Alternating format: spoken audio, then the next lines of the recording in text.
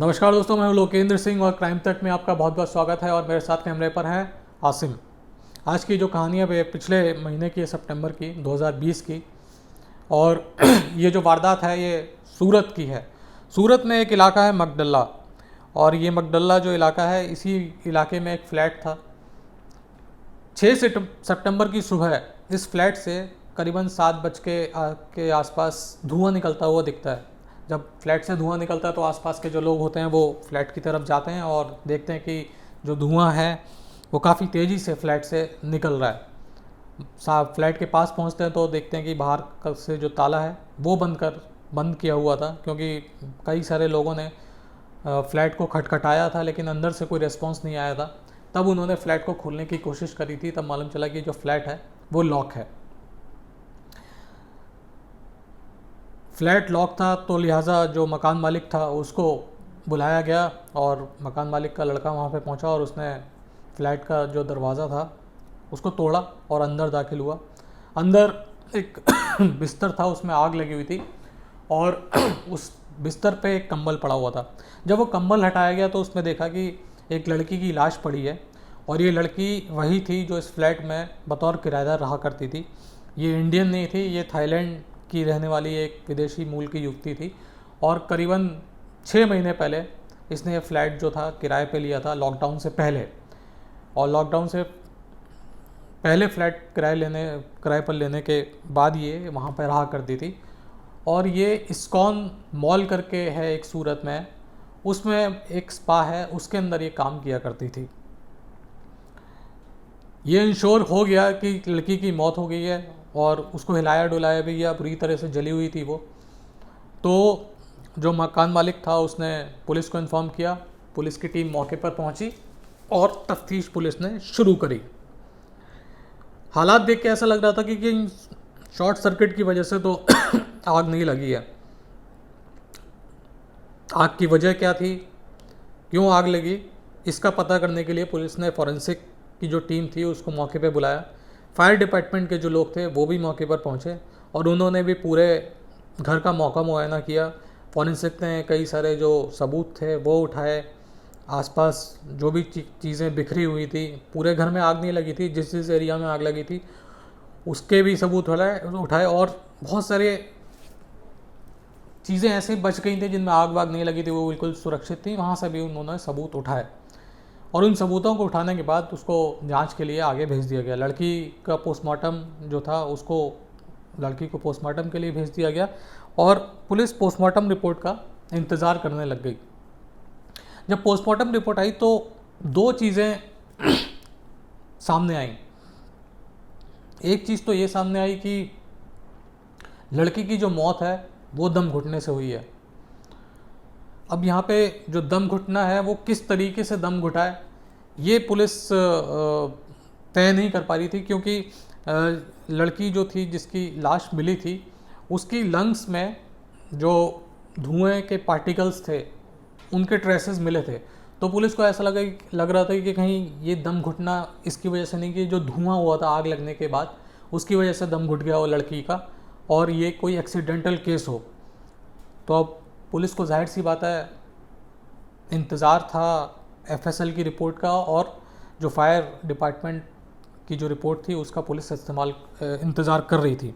FSL ने बताया कि ये जो आग थी वो शॉर्ट सर्किट की वजह से नहीं लगी, और ना ही फायर डिपार्टमेंट ने जो अपनी कंक्लूसिव रिपोर्ट दी उसमें भी उसने ये कहा कि ये आग जो है वो लगाई गई है और किसी ज्वलनशील पदार्थ का इस्तेमाल नहीं किया गया, बल्कि इस आग को जो भी तकिया, चादर और फोम वाली चीज़ें थी उसके अंदर आग लगाकर इसको लगाया गया है।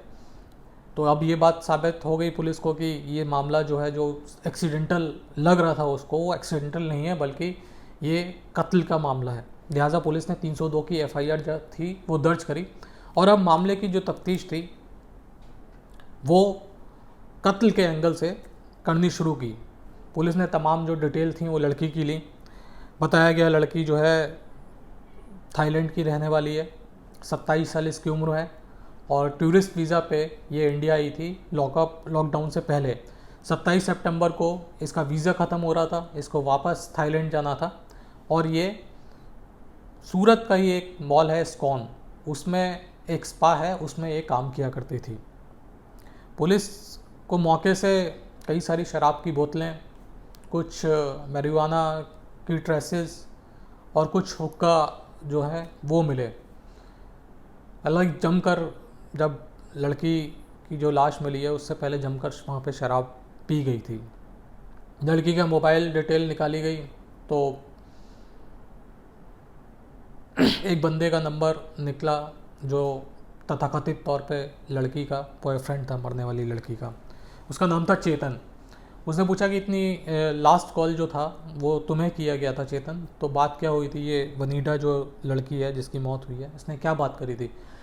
तो चेतन ने बताया कि इसने मुझे फ़ोन किया था करीबन 3 बजे के आसपास, और फ़ोन करके इसने ये बोला था कि मेरी जो फ्रेंड है एडा, ये भी उसी स्पा में काम करती थी लेकिन ये अलग रहती थी। तो उसने बताया कि मेरी जो फ्रेंड है एडा, वो मेरे साथ रूम पर ही है और उसको काफ़ी नशा हो गया है, तो तुम उसे उसके फ्लैट तक छोड़ो। तबकि उसका जो फ्लैट था वो 5 मिनट की दूरी पर ही था, चंद मान लीजिए कुछ मीटरों की दूरी पर होगा। तो ये बात चेतन ने पुलिस को बताई और उसने ये भी बताया कि मैंने मना कर दिया था क्योंकि काफ़ी रात हो गई थी, इस वजह से मैंने उसको मना कर दिया कि उस अपनी फ्रेंड को बोलो कि वो फ्लैट पे ही सो जाए, या फिर अगर उसको जाना है तो वो आराम आराम से टहलती हुई चली जाए। तो जो चेतन था जिससे बढ़ने वाली लड़की ने आखिरी बार बात करी थी, उसका बयान ये था। अब पुलिस को इससे कोई सुराग नहीं मिल रहा था, इससे कोई लीड नहीं मिल रही थी, तो पुलिस ने जो आसपास के जो सीसीटीवी फुटेज थे उनको खंगालना शुरू किया। और एक सीसीटीवी फुटेज में पुलिस को एक लड़की दिखी जिसका चेहरा जो था ढका हुआ था। चेतन अपने बयान में जो फ्रेंड थी आइडा, उसका जिक्र कर चुका था। दूसरा सबूत पुलिस के पास सीसीटीवी की शक्ल में था, लेकिन पुलिस ने जब इस लड़की को, जो सस्पेक्ट बन गई थी क्योंकि आखिरी बार वही उसके साथ मौजूद थी लड़की के साथ, जब आइडा को बुला के पूछा गया कि तुम कहाँ पे थी उस रात को, 5 सितंबर की रात को, तो उसने बताया कि मैं जो थी वह अपने घर पे थी, मैं अपने फ्लैट पे थी। क्योंकि एक तो लैंग्वेज की बहुत परेशानी हो रही थी, तो जो सूरत पुलिस थी उसने एक थाई ट्रांसलेटर हायर किया। उसके बाद फिर बातचीत होनी शुरू हुई। तो जब बातचीत हुई तो उसने बोला कि मैं तो अपने फ्लैट पे थी। तो उसने फिर पुलिस ने जो एविडेंस थे उससे कन्फ्रंट किया, सीसीटीवी फुटेज और जो लड़का था चेतन, उसका बयान। तो फिर उसने एक एक्सक्यूज़ दिया। उसने बोला कि हम लोगों ने उस रात काफ़ी शराब पी थी और हमने ड्रग्स, मैरिजुआना भी लिया था। इसके अलावा जो हुक्का था वो भी हम लोगों ने यूज़ किया था। तो मुझे डर था कि आप मुझे कहीं ड्रग्स लेने के इल्ज़ाम और शराब पीने के इल्ज़ाम में अंदर न कर दें, क्योंकि आप सब लोग जानते हैं कि गुजरात जो है वो ड्राई स्टेट है। उसमें अगर शराब पीनी होती है तो लाइसेंस लेना पड़ता है, या फिर डॉक्टर वगैरह रिकमेंड करते हैं, तब जाके आपको शराब मिलती है। तो उसने कहा कि मुझे डर लग रहा था कि अगर मैं सच बता दूंगी तो आप मुझे अरेस्ट कर लोगे, इस वजह से मैंने झूठ बोला था। उसने बोला कि हाँ, मैं ज़रूर गई थी वहाँ पे और हम लोगों ने रात में पार्टी करी थी, लेकिन सुबह करीबन 4:45 बजे मैं वहाँ से निकल आई थी। और निकलने के बाद क्या हुआ, क्योंकि उसने बताया कि ये वनीडा जो थी ये काफ़ी नशे में थी और इसने इतनी ज़्यादा शराब पी ली थी और साथ में कई सारे जो सिगरेट्स थी मैरिजुआना की वो भी बहुत ज़्यादा इसने पी थी और हुक्का वगैरह भी इसने पिया था। तो जब मैं इसको छोड़ के आई थी तो ये बिल्कुल बेसुध हो गई थी और उसके बाद मुझे मालूम नहीं। पुलिस ने जब कमरे की तलाशी ली वनीडा के, तो उसमें 2-3 चीज़ जो थी वो मिसिंग थी। एक तो उसके पास 2 मोबाइल फ़ोन थे महंगे, वो मिसिंग थी। इसके अलावा उसके गले में एक सोने की जो चेन थी वो भी मिसिंग थी। तो ये 3 चीज़ें मिसिंग थी। दूसरी तरफ फायर डिपार्टमेंट और एफएसएल ने अपनी रिपोर्ट में बता दिया था कि जो मामला है वो कत्ल का है, आग जो है वो लगी नहीं बल्कि लगाई गई है। सबसे ज़्यादा प्राइम जो सस्पेक्ट थी वो ये लड़की एडा ही थी, लेकिन ये बार बार इसको 2-3 बार इंटरोगेशन के लिए बुलाया, लेकिन ये कबूलने के लिए तैयार नहीं थी कि मैंने उसको मारा है या मेरा इसकी मौत से कोई लेना देना है।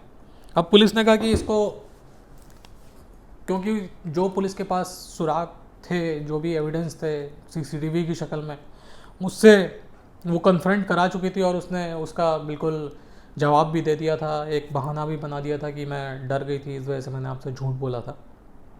लेकिन पुलिस को लग रहा था कि कहीं ना कहीं ये जो एडा है ये वनीडा के कत्ल में शामिल है। अब पुलिस ने तय किया कि इसके घर पे छापेमारी की जाए, एडा के। तो एडा के घर पे पुलिस ने जब छापेमारी करी तो एक चावल का जो कंटेनर होता है जिसमें चावल भर के रखते हैं लोग, वहाँ से पुलिस ने 3 चीज़ें बरामद करी। एक तो जो 2 मोबाइल फ़ोन थे जो वनीडा के गायब थे वो, और जो गोल्ड चेन थी वनीडा की, वो तीनों चीज़ें पुलिस ने आयडा के फ्लैट से बरामद की। और उसके बाद फिर आयडा के साथ इंटरोगेशन शुरू करी, क्योंकि जो चीज़ें मिसिंग थी वो बरामद हो चुकी थी और अब कोई शक नहीं रह गया था कि वनीडा की मौत का वास्ता आयडा से है। तो उसने बताया कि हम लोग साथ में लगभग साथ में ही थाईलैंड से इंडिया आए थे, और इंडिया में भी सूरत की जो इस्पात थी उसमें हम दोनों काम किया करते थे। और वनीडा जो थी उसके पास काफ़ी पैसे वैसे रहते थे, दोनों के काफ़ी सारे बॉयफ्रेंड्स थे, तो दोनों के ऊपर पैसे लुटाया करते थे। लेकिन वनीडा थी उसके पास ज़्यादा पैसे वगैरह रहा करते थे, क्योंकि लॉकडाउन हो चुका था और इसके पास एडा के पास कुछ कहा जाना चाहिए बैंक में पैसे नहीं थे। यानी कुछ जब ये थाईलैंड से आई थी तो उसके पास पैसा वैसा नहीं था, जबकि जो वनीडा थी ये अपना कुछ पैसे वैसे लेके आई थी थाईलैंड से। तो इसके पास ये था कि लॉकडाउन के बावजूद भी ठीक ठाक रकम थी और इसको आयडा को पैसों की ज़रूरत थी।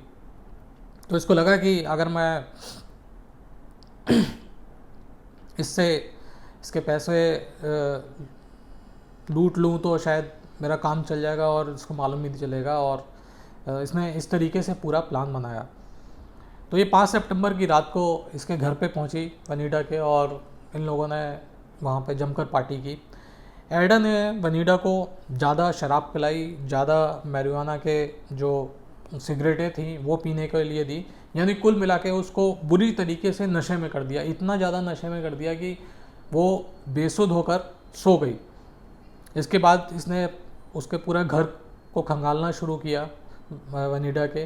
तो इसे कैश में कुछ मिला नहीं, लेकिन ये जो 2 मोबाइल फ़ोन थे जिनकी कीमत बताया जा रहा है 1.5 से 2 लाख रुपए थी, वो 2 मोबाइल फ़ोन इसने लिए और उसको लगा कि अगर मैं इनको बेचूंगी तो कम से कम 1 लाख रुपए तो मेरे पास आ ही जाएंगे। एक जो गोल्ड चेन उसने पहन रखी थी उसकी भी कीमत करीबन 25-30 हज़ार थी, तो वो भी इसने ले ली। और उसके बाद लेने के बाद इसने पिलो से, तकिए से उसको स्मोदर कर दिया, उसका दम घोंट दिया। इसी वजह से जब पोस्टमार्टम रिपोर्ट हुई थी तो मालूम नहीं चल पा रहा था कि ये स्मोदरिंग जो है वो धुएं की वजह से हुई है, क्योंकि ट्रेसेस अंदर मिले थे जो फायर के जो धुएं के जो ट्रेसेस होते हैं, जो टार अंदर चला जाता है, वो सारे उसके फेफड़ों के अंदर मिले थे। तो पुलिस इसी वजह से शुरुआत में बहुत कंफ्यूज थी कि ये मामला कत्ल का है या फिर ये एक्सीडेंटल डेथ है। तो इसने उससे तकिए से इसका जो दम था उसको घोंट दिया और उसके बाद फिर ये वहाँ से चली गई। वहाँ से जाने के बाद ये सारा जो सामान था इसने जो लूटा था वहाँ से घर से, वो उसने छुपाया। और छुपाने के बाद ये एक बार फिर वापस लौटी, और वापस लौटने के बाद इसने जितने भी तकिया था, पिलो था, या फिर चादर थी, या फिर ऊपर बेडशीट, ये सारी चीज़ें इकट्ठा करी। और इकट्ठा करने के बाद उसमें लाइटर जो था उससे आग लगा दी। आग लगाने के बाद ये करीबन थोड़ी देर रुकी, जब तक आग पूरी तरीके से भड़क नहीं गई, और धुआं जो था तब तक रूम के अंदर ही था।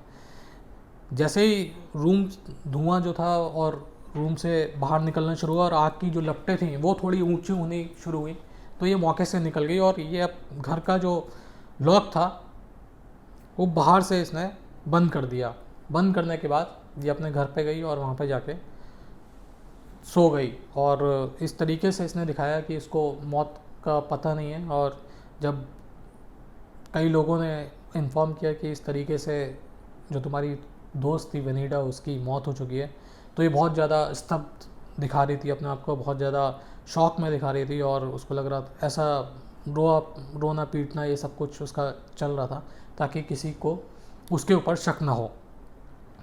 लेकिन तमाम अपनी होशियारी के बाद, तमाम अपनी प्लानिंग के बाद भी जो पुलिस थी उसने ये केस करीबन 9 दिन के अंदर सुलझा लिया। 6 तारीख को ये पूरी घटना हुई थी और 15 तारीख को पुलिस ने ये जो मामला था इसको सुलझा लिया और इस मामले में ये जो लड़की है एडा, इसको गिरफ़्तार कर लिया है। और भी तफ्तीश चल रही है कि इसके साथ और भी कोई तो शामिल नहीं था, लेकिन अभी तक किसी की शमूलियत मिली नहीं है कि और कोई भी शामिल है। तो फ़िलहाल जो एडा है वो गिरफ़्तार है। और जैसे आप कभी विदेश में जाते हैं तो आप किसी भारतीय को देखते हैं तो देख के कितनी खुशी होती है कि अपने देश का एक इंसान मिला है। और यहाँ पर जो ये वनीडा थी ये इसके ऊपर बहुत ज़्यादा भरोसा करती थी क्योंकि ये थाईलैंड की थी, ये भी दोनों थाईलैंड की थी। लेकिन जिस पे सबसे ज़्यादा इसने भरोसा किया उसने इसके भरोसे का कत्ल भी कर दिया और भरोसे के कत्ल के साथ साथ इसको भी कत्ल कर दिया। तो आज की कहानी में केवल इतना ही। फिर आपसे मुलाकात होगी, तब तक के लिए अपना ख्याल रखिएगा। जय हिंद, जय भारत।